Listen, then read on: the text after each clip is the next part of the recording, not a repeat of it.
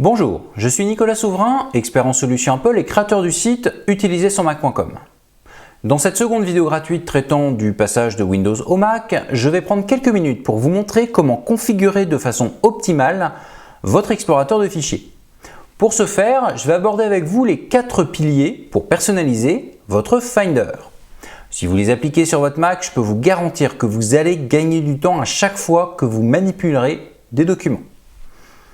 Pour commencer, le plus simple et le plus visuel, l'affichage des éléments qui sont sous vos yeux. Par défaut, vous avez des icônes qui représentent vos documents, vos dossiers et vos applications. Or, sur OS X, il y a en tout 4 types d'affichage différents. C'est dans le menu Présentation du Finder que vous allez pouvoir les modifier. Ou plus simplement en utilisant ces boutons. Donc, en plus des icônes, il y a un mode par liste qui vous rappellera certainement une présentation possible sous Windows. Avec ce mode, vous pouvez dérouler des dossiers afin de visualiser votre arborescence. Autre mode possible, et je vous avouerai que c'est mon préféré, le mode colonne. Celui-ci permet également d'avoir une idée très visuelle de l'endroit où l'on se trouve. Et il affiche en plus un aperçu du document sélectionné. Sauf bien sûr si vous avez masqué cet aperçu. Donc si c'est le cas chez vous, vous savez comment l'afficher à nouveau. Et le dernier mode de présentation, Coverflow. Ceux habitués à l'application iTunes, ou du moins possédant un iPhone ou iPad, ne doivent pas être déboussolés. Il permet de visualiser les documents sans les ouvrir. Très pratique lorsque l'on cherche un fichier précis. Mais n'utilisez pas Coverflow à toutes les sauces. Si vous n'avez que des dossiers, Coverflow n'aura pas beaucoup d'intérêt. Je rajoute maintenant une précision pour ces différentes présentations. Vous pouvez demander au Mac d'utiliser la même pour toutes les fenêtres du Finder que vous ouvrez. Mais j'aborde ce sujet dans la formation complète de Windows au Mac, s'adapter rapidement. Et en fait, pour être plus précis, j'aborde au travers de 3 modules tout ce que j'estime nécessaire pour que vous transposiez toutes vos connaissances de Windows sur votre Mac. Et bien entendu, une fois que ces connaissances seront acquises, j'irai un peu plus loin afin que vous compreniez pourquoi les utilisateurs habitués au Mac le considèrent comme plus rapide et plus simple que n'importe quel PC sous Windows. Mais donc, cette formation n'est pas dédiée au système du Mac, OS X. Elle s'intéresse précisément au passage de Windows sur Mac. Et en fait, elle se décortique très facilement. Un premier module pour bien commencer son switch. Un deuxième pour voir ensemble les points communs entre Windows et OS X. Vous avez pu en voir quelques-uns dans la première vidéo, mais dans le deuxième module, on passe à la vitesse supérieure. Ensuite, le troisième module s'intéresse très logiquement aux différences qu'il y a entre ces deux systèmes. Toutefois, comme à mon habitude, je préfère ne pas me contenter de points précis, mais rajouter en plus des points particuliers importants à traiter, des concepts généraux, dont le but est de vous rendre autonome. Alors, vous vous demandez peut-être pourquoi je ne vous donne pas tout simplement une notice ou un mode d'emploi sur Mac. Beaucoup de nouveaux utilisateurs me demandent effectivement cela. Mais je vais être franc, ça n'existe pas. Et heureusement. Les possibilités dans la Mac ne sont pas très nombreuses, elles sont juste quasiment infinies. Bon, j'exagère un peu, je sais, mais pas tant que ça. L'ordinateur n'est pas une fin en soi, c'est juste un outil qui vous permet de réaliser une multitude d'actions. Gérer vos photos, envoyer un email, parler avec de la famille à l'autre bout du monde. Donc si je devais vous livrer une notice papier de votre Mac, elle remplirait grosso modo une demi-douzaine de semi-remorques.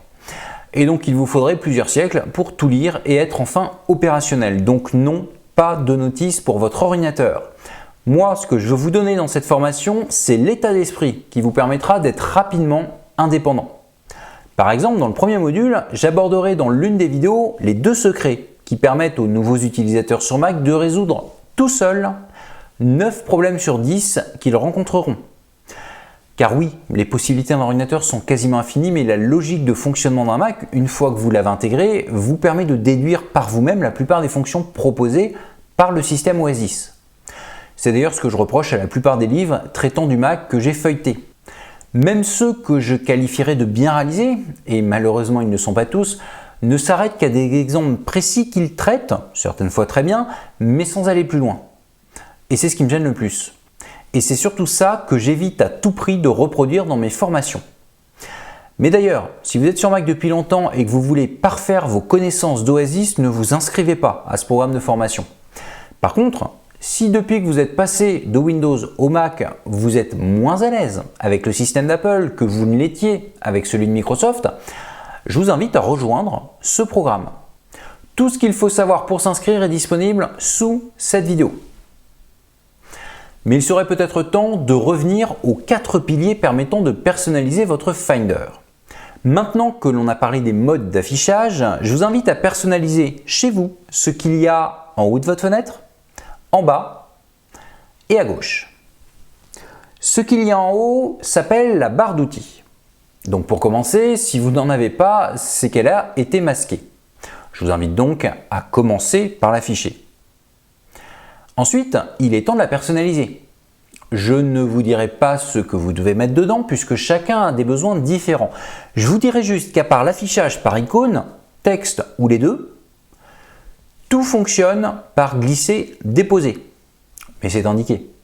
Donc, soit vous placez la barre par défaut, mais c'est déjà le cas chez moi, soit vous ne choisissez que certaines icônes à mettre ou à enlever. Et après, bien sûr, vous pouvez changer l'ordre de ce que vous avez mis. Mais ne mettez dans cette barre d'outils que ceux qui vous serviront réellement. C'est presque aussi gênant d'en mettre trop que pas assez. Et comme vos besoins sur Mac évolueront forcément avec le temps, n'hésitez pas à y revenir de temps en temps pour rajouter ou enlever certains outils. Je vais ouvrir une parenthèse sur la fonction « Rechercher ». Celle-ci est mise par défaut dans les fenêtres du Finder. Je vous conseille d'ailleurs de la laisser. Mais elle est de toute façon présente en haut à droite du Mac. Cette fonction s'appelle en fait Spotlight. Donc si vous recherchez quelque chose sur votre Mac, Spotlight est là pour vous aider. Vous remarquerez que je n'ai pas dit si vous recherchez des documents. En fait, Spotlight est capable de rechercher intelligemment partout sur votre ordinateur.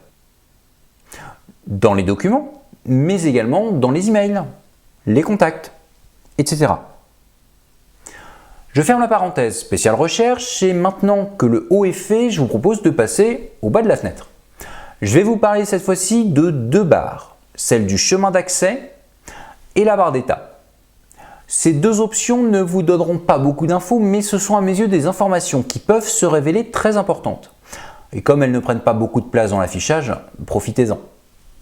Donc, avec la barre d'état, vous pourrez savoir combien de place il reste sur votre volume, ainsi que le nombre d'éléments, documents plus dossiers, qui se trouvent dans un répertoire ou qui sont sélectionnés.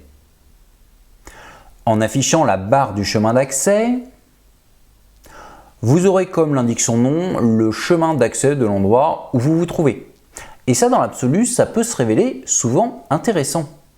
Évidemment, lorsque vous n'avez qu'une seule fenêtre du Finder ouverte, ce n'est pas indispensable. Mais si vous en avez plusieurs, et qu'en plus, vous décidez d'ouvrir plusieurs onglets dans certaines de ces fenêtres, car oui, il est possible, comme sur les navigateurs Internet modernes, de naviguer dans les documents via différents onglets.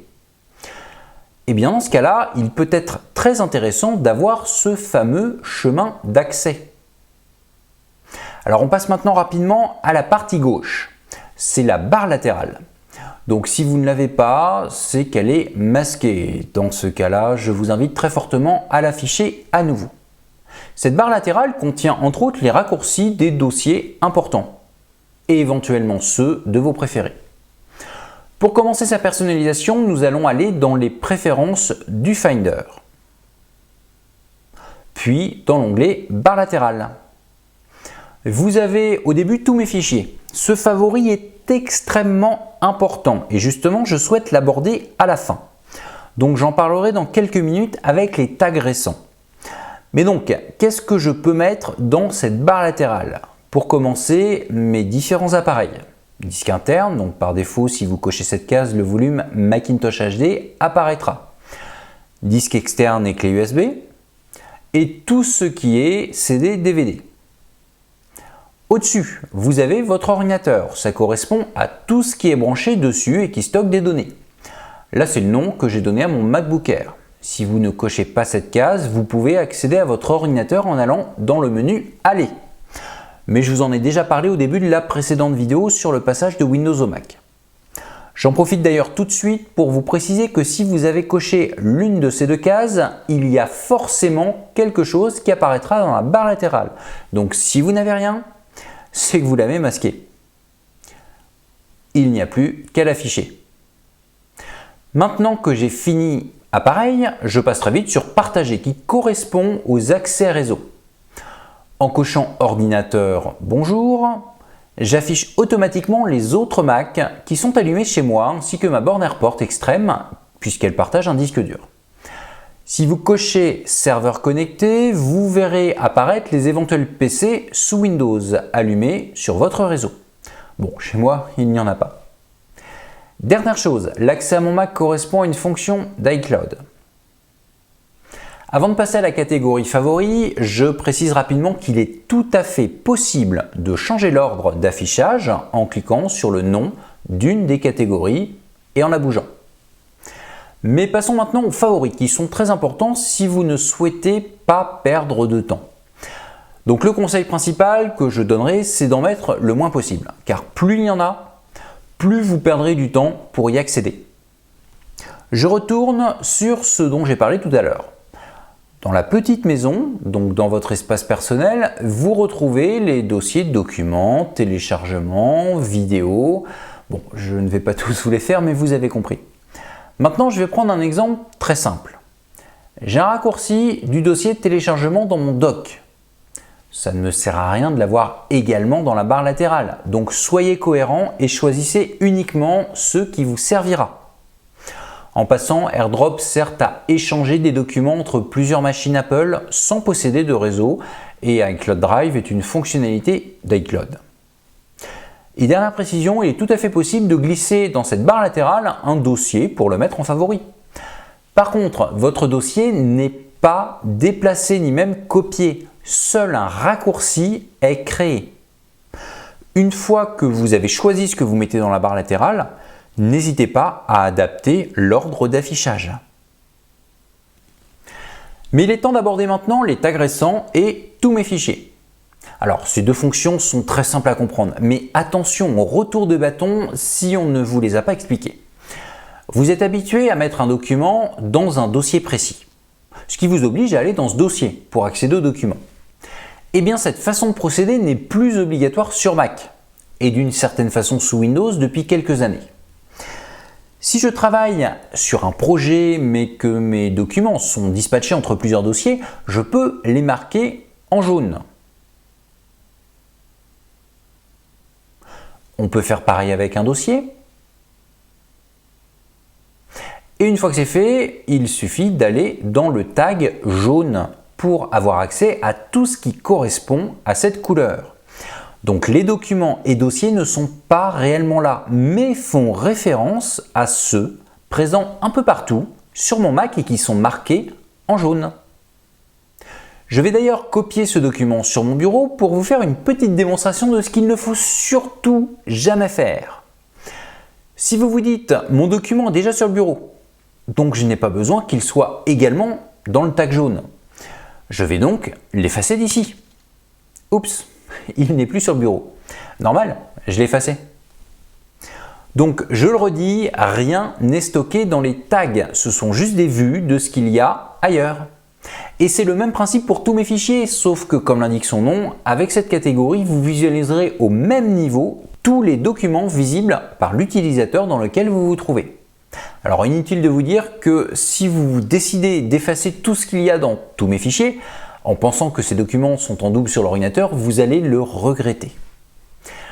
Mais il est temps maintenant de clore cette vidéo. Je vous ai montré comment adapter le Finder à vos besoins, donc je vous encourage très fortement à le faire en vous aidant des conseils que je viens de vous donner. Quoi qu'il en soit, si vous souhaitez vous adapter rapidement à votre Mac pour vous débrouiller au bout de quelques jours, aussi bien sur OS X que sur Windows, Mais surtout, si vous voulez mettre le turbo et comprendre pourquoi les utilisateurs de Mac aguerris ont tendance à penser qu'un Mac est plus simple et plus rapide à utiliser qu'un PC sous Windows, n'hésitez pas à rejoindre la formation de Windows au Mac s'adapter rapidement. Vous avez toutes les cartes en main pour prendre les bonnes décisions. Vous trouverez sous cette vidéo tous les détails que je viens d'aborder, ainsi que ceux liés à l'inscription. Si vous avez encore des questions sur cette formation, faites-m'en part dans les commentaires sous cette vidéo. Et éventuellement, si votre question est personnelle, envoyez-moi un email à l'adresse suivante nicolas@utilisersonmac.com. Je vous dis à tout de suite dans l'espace privé de formation.